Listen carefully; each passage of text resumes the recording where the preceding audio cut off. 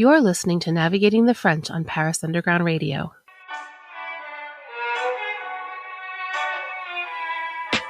Hello, and welcome to Navigating the French, the podcast where each episode we take a look at a French word and try and see what it tells us about French culture. I'm your host, Emily Monaco. Today, I'm chatting with Lily Radziemski, a journalist based in Paris.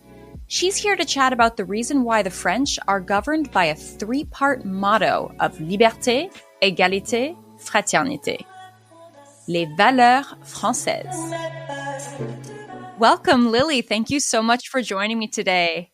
Thank you so much for having me. Absolutely. Can you tell our listeners a little bit about who you are and what you're doing here in France? Sure. So I'm currently working as a freelance journalist. I moved to France when I was 16 to Rennes for a one-year language program, and that turned into me staying in Paris. I did 2 years in London and then came back to Paris in 2015, where I finished my university degrees. So I've been back here since 2015. And basically, so I'm working both in editorial writing and in freelance journalism, and I'm covering culture, travel, art, and food. So, yeah. Amazing. And if I'm not mistaken, you became a naturalized French citizen, right? No, I didn't. Okay. No. I got the long-term visa. The long-term visa. Okay. And we, here in France, always familiar with all the different kinds of visas. I am going to put you on the spot before we start our conversation because I got put on the spot in one of my interviews for one of my myriad, status changes, which is, can you define liberty, equality, and fraternity? Well, so liberty is, obviously freedom within the realm of the social contract. Equality, it's the idea that everyone should be created equal. I think particularly there's an emphasis on gender equality in France in particular. Whether or not that's fully played out in practice is another discussion, but I think that that's very highly emphasized.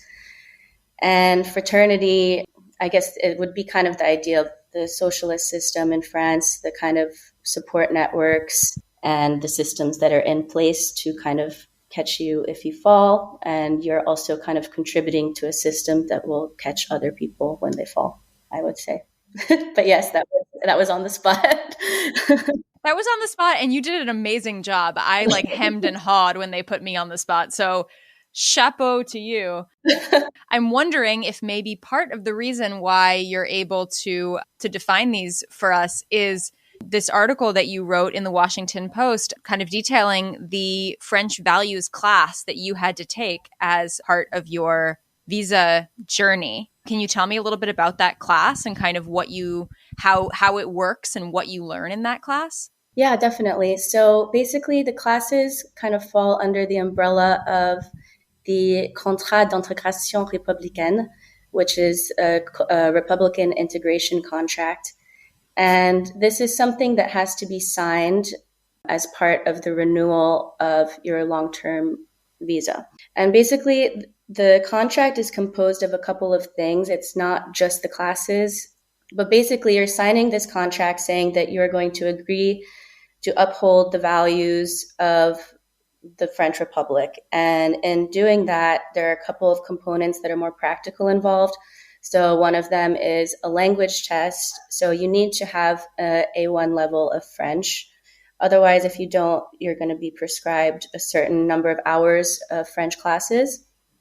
And then the other component is these civic integration classes, which are kind of I would describe as a crash course on how to be French. Mm-hmm. And it's basically 4 days of learning how to be French, pretty much. It's 4 full days. It's required for the visa. You go there, you sign in, you get an attestation when you leave, and then these 4 attestations are required to bring to the residency appointment. Okay. So that's kind of the practical background of the classes. So we're here talking about les Valeurs Françaises, and the French, culturally have this very unique set of values, which I've been delving into on this podcast in a variety of ways. And the reason, obviously, that I asked you about liberty, equality, and fraternity is that that's kind of this French motto that was developed during the Revolution. Originally, it was actually liberty, equality, or death. And they went into fraternity afterwards, which you see, as you said, reflected in the French social system today.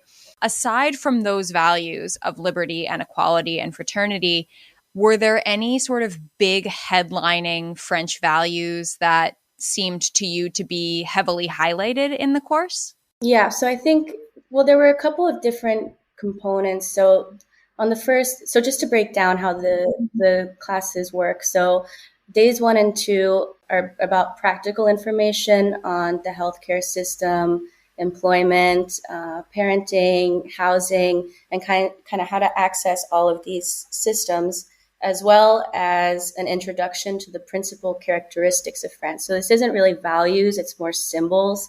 So we talked about La Marseillaise, we talked about the French flag, the rooster, all of these kind of symbols of France, also the geography of the country. And then day 3 is kind of a deep dive into more of the complex values and the principles that represent France. And then day 4 is a focus day on something either professional, social, or cultural. So in terms of the values, this is when it got a little interesting for me. It was kind of very, it started very basic, liberty, equality, fraternity, all of this stuff that we all know already. And then the instructor kind of shifted and he kind of started an open discussion with the class, asking, what values can you take from your home country and bring them to France? Yeah, so it was an open discussion, and he said, your meals, your traditional meals, of course, you can bring these to France. Your holidays, yes, of course, you can send them, you can celebrate them in France. And then it switched to kind of topics of genital mutilation and polygamous marriages and the laws of France and, these traditions that can't be brought over. And this is kind of where it took an unexpected turn. Yeah. But then, beyond that, another issue that they really focused on was gender equality. This was a really big topic, and women's rights. And, beyond going in depth about the equal rights between men and women in France, there was a big emphasis on access to birth control. And for example, the instructor made sure that everyone knew, even he asked questions like, if you want access to contraception and your husband says no, are you still entitled to it? And really kind of making sure that women were fully aware of their rights in France. So yeah, it was pretty cool. Okay. It seems almost as though that's targeting a very specific wave of immigration from countries where those laws might seem a little bit hazier for women. But, you and I both come from a country where, for example, not all American women have equal access to abortion, for example. Like, was that sort of thing covered, or was it more in terms of birth control or things, or like, I don't even know if they talked about like headscarves, for example, things like that? No, they didn't talk about headscarves. Okay. It was actually very limited to birth control and women's rights. But yeah, I do think that it was definitely designed to address a certain population. As you mentioned, I don't think they're talking to Americans about genital mutilation. Right. And yeah, there was a French researcher that I talked to when I was writing my article, and she actually did her PhD thesis on this contract. And she argued that the contract, it's called integration contract, but it's actually creating a distinction between an us and a them, which would be an us that is kind of exemplary and a them that is inherently sexist. And in her research, she argues that the course is oriented towards an Islamic population from areas that were colonized by France.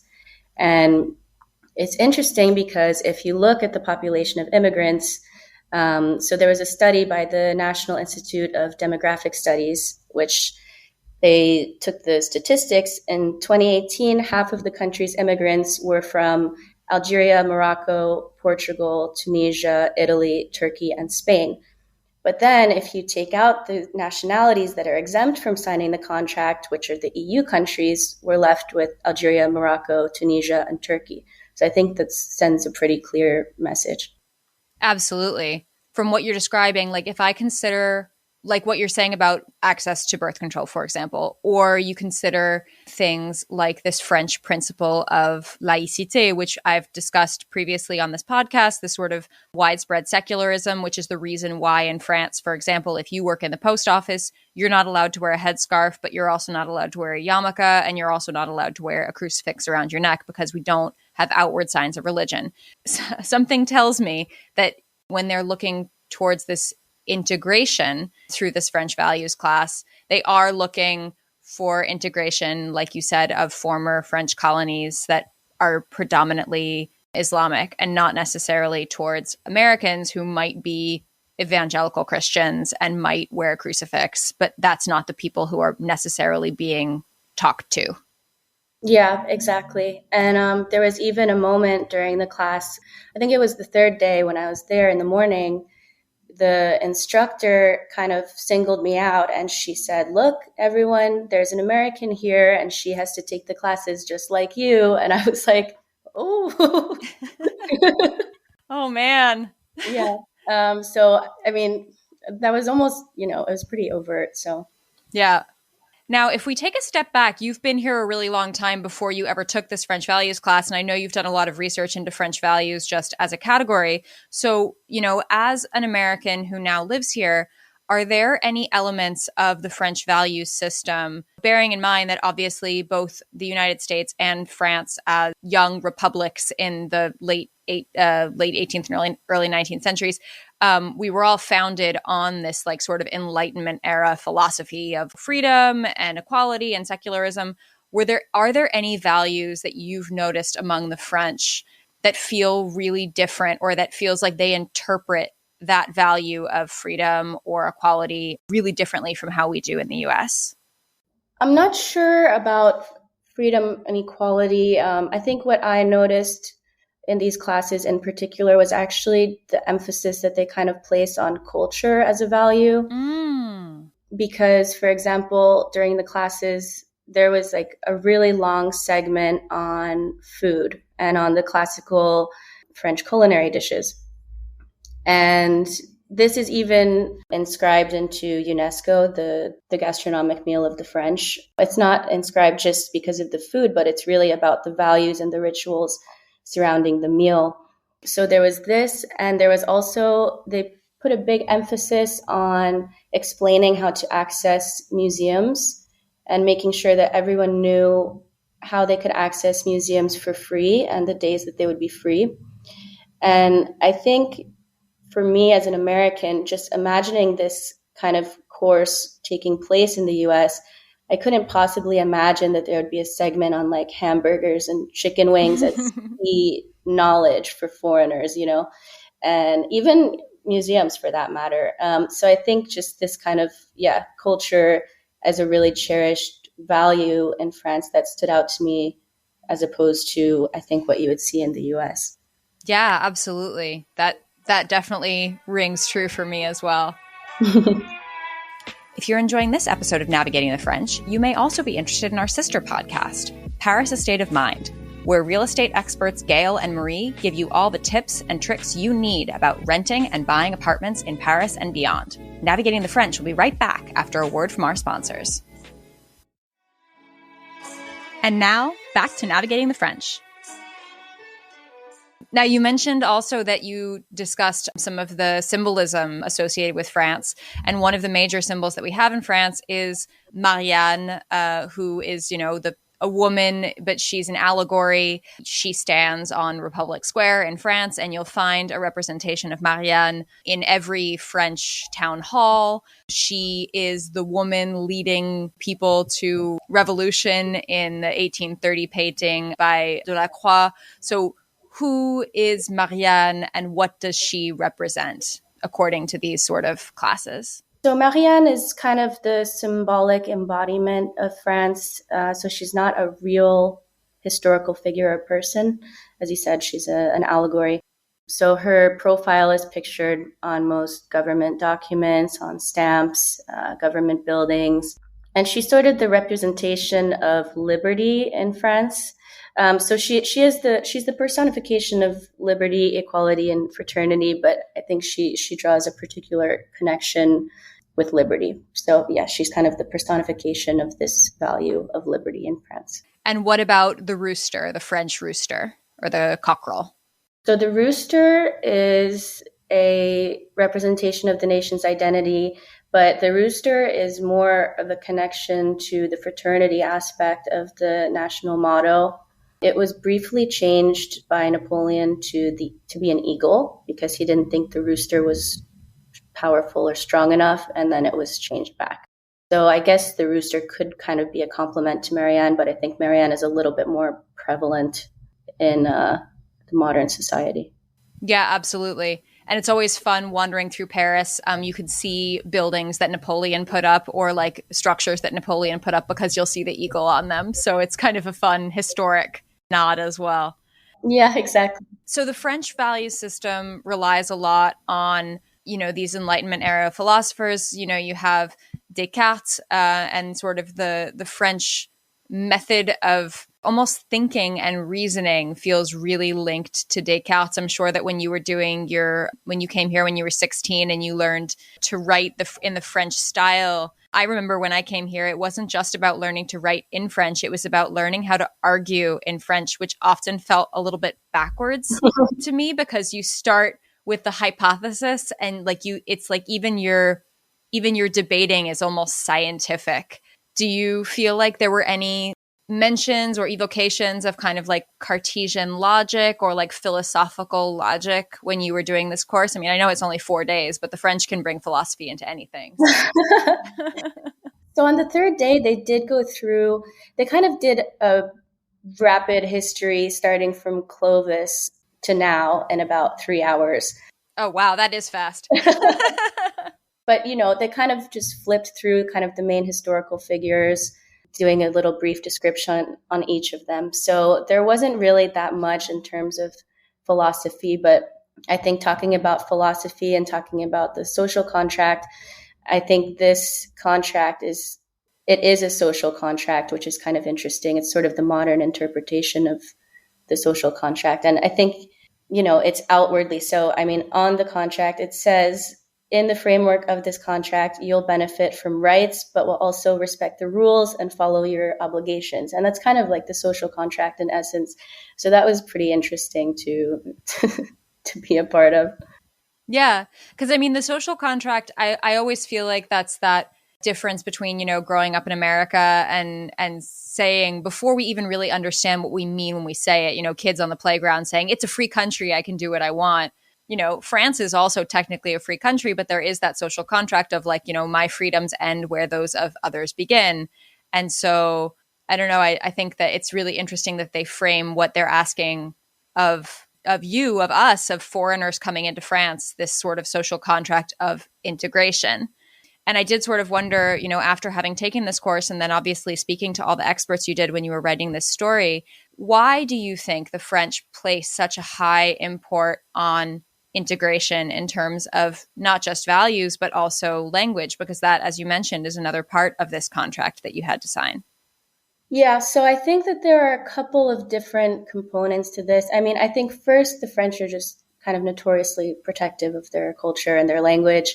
We can't even really talk about that without mentioning the Académie Française. So it's really a council that's designed to protect the language, especially against now these kind of American influences that are seeping in. So I think in general, there's culturally just kind of, people are very proud and want to keep the culture intact. But then I think on the other hand, from a governmental perspective, there's a high importance placed on French values as kind of a tool in shaping political agendas. In 2018, Macron made a speech to the National Assembly, and he said, the French language is not simply a tool for integration, it is integration. So that's already something. And then I think looking at the values side, I think it's, again, coming back to this us versus them that we see so much in politics in France, particularly with Marine Le Pen and Eric Zemmour, where they're kind of like mobilizing French values as a political platform, and, you know, in a very racist way. So I think it does have a genuine importance for the people of France, you know, to keep this culture intact. But I think, on the other hand, from the governmental perspective, who's also the one, you know, issuing this contract, there's kind of a manipulation on values that we're seeing a lot in the media and in politics these days. We kind of addressed this, but was there much or any sort of overt racism or xenophobia in the way that the values were presented in the class, do you feel? So I don't think there was anything overt besides the example that I gave to you, and just by the nature of the content itself. I think, though, you know, I don't think it's necessarily racist to discuss these concepts and discuss what you can't bring into France. But I think the problem is, you know, also just making this assumption that people don't already know these things because they come from a certain background. And I think that that's kind of where it becomes really problematic. Yeah, the implication is that, you know, someone would come from a country like Algeria, and the assumption would be that the women were so subservient that they had no idea that they had certain rights, which is just really, it's offensive, and it's incorrect. And there is something to be said for having people come to France and understanding what their rights are. And, you know, the example you used of the cultural rights is a good one, because I think that even a lot of Americans who came here wouldn't necessarily know that if they were on unemployment, they're allowed to go to museums for free, which you are. Or if you're under 26 years old, you're allowed to go to a lot of museums for free. And, you know, the fact that, yes, you do have access to birth control is important for people to know. But the implication or the insinuation that you might not know that because you come from a certain background is definitely problematic. Yeah, I agree. Yeah. So of all of the different days that you spent in the class, what do you think was the most surprising thing that you learned? So I don't think there was really much that was surprising in terms of content. But I think it was interesting. There was one moment that stood out. So the instructor was talking about equality between men and women. And he was talking about how in France, you know, this men and women are equal everywhere, whether it's in their home or it's at the office, or, you know, it's everywhere. And this was, you know, he placed a really high stress on this.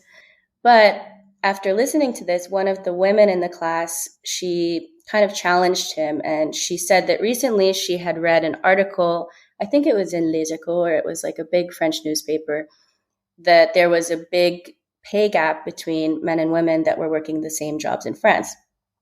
And instead of engaging and listening, the instructor basically said, oh, no, that's not true. And it can't be true because in France, everyone is paid equally and men and women are equal. So that's not true. And she was like, well, it is true because there was this study about it and it just came out, you know, in a big newspaper. So how would you explain that?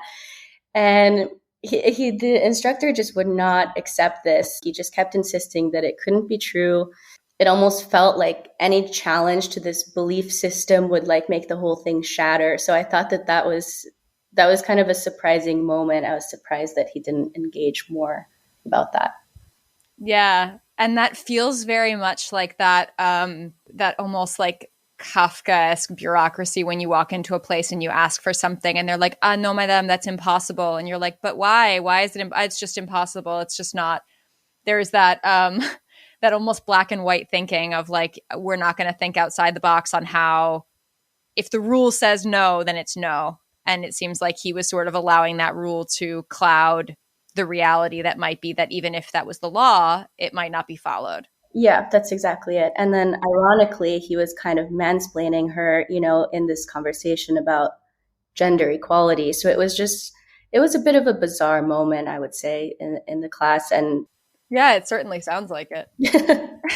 Now, obviously, the French, you know, in this class, you're learning all of these French values, and a lot of them are super important. You mentioned earlier, you know, the culture and the food. But if you had to pick the French value in society that you personally value the most, what do you think that would be? So, well, I think liberty, equality, fraternity. I think I like this motto and I like everything that it stands for. I think it's pretty well balanced. Yeah, whether or not these three things are fully exercised in practice, I do think it's a value, particularly the fraternity value. I think it is something that is pretty well installed in the society, and I would say that would be my personal choice. Mm-hmm. Yeah, especially right now, these days we're living through, fraternity is a really important one. Well, yeah, exactly. Maybe that's why I was trying. Yeah, absolutely. Awesome. Well, Lily, thank you so much for joining me on the podcast today. I just have one last question for you before I let you go, and that is, what is your favorite word in French? Oh, my favorite word in French. I like the word conviviality. Convivialité. Oh, I love that one. Yeah, I love this word because I think in France it just holds so much weight. I mean, I know we have the word in English, but I think here it's really kind of a way of life, a way of living that's really kind of valued in the culture. And I just really like this word. Amazing. I love that one too. Thank you so much for joining me today. Thank you so much for having me. This has been Navigating the French. You can find more from me, Emily Monaco, at Emily_in_France on Twitter and Instagram. This podcast is produced by Paris Underground Radio. To listen to other episodes of this podcast or to discover more podcasts like it, please visit parisundergroundradio.com. Thanks for listening, and à bientôt. This episode of Navigating the French was produced by Jennifer Garrity for Paris Underground Radio. For more on this show and shows like it, please visit parisundergroundradio.com.